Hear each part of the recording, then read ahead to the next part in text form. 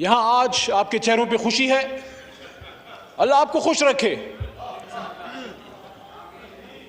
आज मैंने जिस तरह पहले दिन अपनी ड्यूटी संभाली तो इमरान खान के एक सिपाही की तरह और रियासत पाकिस्तान, हुकूमत पाकिस्तान के एक खादिम के तौर पे आज पार्लिमानी उमूर की मेरी ड्यूटी तमाम हुई।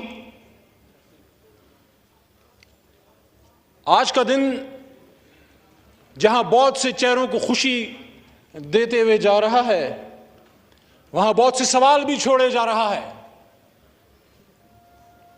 मैंने आज ऐवान में मोहतरम मौलाना फजल रहमान साहब को भी देखा, बैसत पार्लिमानी उमूर के वजीर को मैं उनको वेलकम करता हूं। लेकिन एक सवाल